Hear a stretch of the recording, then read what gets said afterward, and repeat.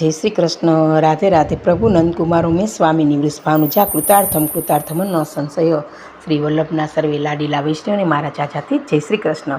હવે વાલા વૈષ્ણવો, આજે આપણે વ્રજમાં જે નિત્ય નૂતન 3 લીલા થઈ રહી છે પ્રભુની, તેના વિશે આપણે એક પછી એક જોઈએ.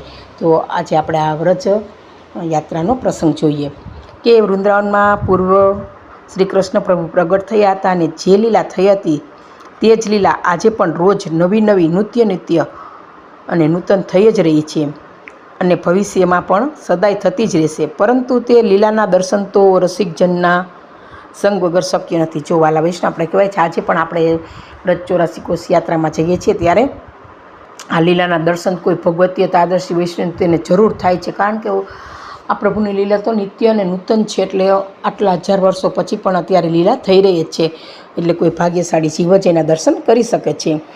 હવે એમાં અનેક પ્રસંગો આવે છે જેમાં જીવોને રસિકજનની કૃપાથી આવા દિવ્ય લીલાના દર્શન થયા છે. અને તે સિવાય તો સર્વથા લૌકિક વ્રજનાથના દર્શન સૌ કોઈને થાય જ છે. હવે પ્રથમ તો શ્રી ગુસાઈજીના 252 સેવકોમાં 96માં સેવક ઉદંબર રેંડાજીને શ્રી ગોકુળમાં રહેવાથી ઘણો સમય થઈ ગયા પછી શ્રી ગુસાઈજીએ પૂછ્યું કે કોઈ લીલાના દર્શન કર્યા? ત્યારે તેણે કહ્યું, આપ કૃપા કરશો ત્યારે જ થશે ને, આપની કૃપા વિના હું દર્શન કેવી રીતે કરી શકું? ત્યારે આપે આજ્ઞા કરી કે કાલે મંગળા આરતીના દર્શન કરી પછી એકલો રમણેતી જજે. એટલે એણે શ્રી ગુસાઈજીએ કહ્યું, તું એકલો જ રમણરેતીમાં જજે, ત્યાં કંઈક થશે.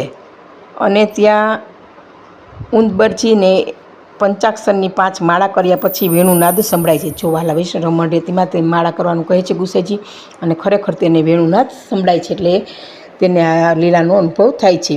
અને સાક્ષાત શ્રી કૃષ્ણ પ્રભુ અને બલરામજી ત્યાં પધારે છે, પણ પ્રત્યક્ષ દર્શન ઉંબરજી સિવાય આ જીરવી ન શકે. કારણ કે કહેવાય છે જ્યારે પ્રભુનું પ્રત્યક્ષ દર્શન થાય છે ને ત્યારે આંખો એકદમ તેજમય થઈ જાય છે અને ભગવાનનું તેજ આપણાથી ઝરવાતું નથી અને એકદમ આંખો રોશનીવાળી થઈ જાય છે. તેવી રીતના આ ઉંબરજી પણ જીરવી ન શક્યા અને બેસુધ થઈને પડી જાય છે કે ઓહો, આવી કૃષ્ણની લીલા!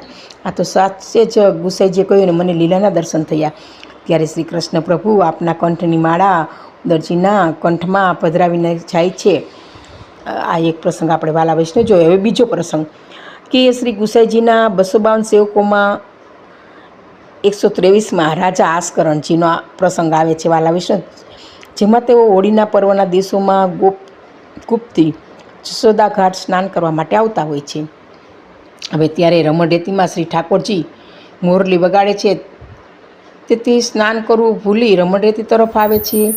ત્યાં તેમને ગોકુળમાં નંદબાવા, યશોદાજી, બલરામજી, સ્વામિનીજી, શ્રી ઠાકોરજી સહિત સર્વ વ્રજભક્તોના હોળી ખેલના દર્શન થાય છે. જો આસ્કરણજીના આ રીતે લીલાના દર્શન થાય છે.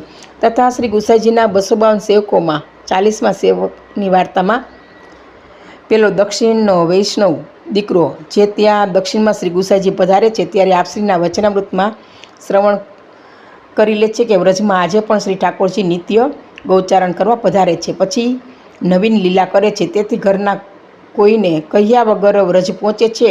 પણ ત્યાં લૌકિક વ્રજના દર્શન થતાં તે પોતાના જ અપરાધ હશે એમ માની નિરાશ થઈ જાય છે. જો ઠાકોરજી ગૌચારણ કરવા પધારે છે એવી લીલાઓના દર્શન થાય છે, પરંતુ એને લૌકિક વ્રજના દર્શન થતાં તો એને અપરાધ હશે એવું લાગે છે એમ માની તે નિરાશ થઈ જાય છે. પરંતુ તેઓ શ્રી ગુસાઈજીએ નિષ્ઠા હોવાને કારણે અને પ્રભુ કૃપા કરી અલૌકિક ગૌચારણ કરી ઘેર પાછા ફરી રહેલા હોય છે. ત્યારે તેણે તાણીને આપની સાથે નંદાલયમાં લઈ જાય છે તથા આપની સયામાં સુવાડે છે અને સાથે ભોજન પણ લે છે અને 3 દિવસ સાથે રાખે છે. પછી તે સ્વયં શ્રી ઠાકોરજીને વિનંતી કરે છે કે મને શ્રી ગુસાઈજીને આ વાત કરવી છે. તો શ્રી ઠાકોરજી તેને દક્ષિણમાં પહોંચાડી દે છે. પછી લીલા સુખ જીરવી ન શકતા 3 દિવસ પછી દેહ ત્યાગ કરી લીલામાં પ્રવેશ કરી લે છે. આવા તો અનેકાનેક પ્રસંગ છે. તો વાલા વૈષ્ણવ, ઠાકોરજીની આ દિવ્ય લીલાઓ છે જે દર્શન થાય છે એ પણ એ જીરવી શકતા નથી. એવી રીતના આ રાજા પણ જીરવી ન શક્યા, તેથી 3 દિવસ પ્રભુની સાથે ગૌચારણ કરી અને નંદાલયમાં રહી અને પછી પ્રભુ તેને નિત્ય લીલામાં પ્રવેશ દેહ ત્યાગ કરાવી દે છે અને લીલામાં પ્રવેશ કરી લે છે. કારણ કે એને ગુસાઈજીને આ વાત કરી હતી અને પોતાને ખૂબ જ અદ્ભુતતા લાગતી હતી કે આજે સાચે જ કૃષ્ણ મારી સાથે છે.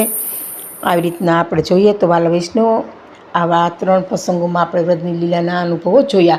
તો આવા તો વ્રજલીલામાં ઘણાને સાચું હૃદય હોય છે અને પ્રભુ પ્રત્યે વધારે આસક્તિ પ્રેમ ભાવ હોય છે. તો આજે પણ વ્રજમાં જઈએ ત્યારે લીલાના સાક્ષાત દર્શન કોઈને થાય છે. જેવી રીતે ગિરિરાજજીમાં સાપના, ગાયના એવી રીતના દર્શન થાય છે. એવી રીતના તો આ પ્રસંગ મારો અહીંયા પૂરો થાય છે. અને આ પુષ્ટિ પ્રસંગ કે વાલા વૈષ્ણવ મારી કે ભૂલ રહી ગઈ તો પુષ્ટિ રસની દાસીને ક્ષમા કરશોજી. સર્વે વાલા વૈષ્ણવને જય શ્રી કૃષ્ણ, જય શ્રી કૃષ્ણ.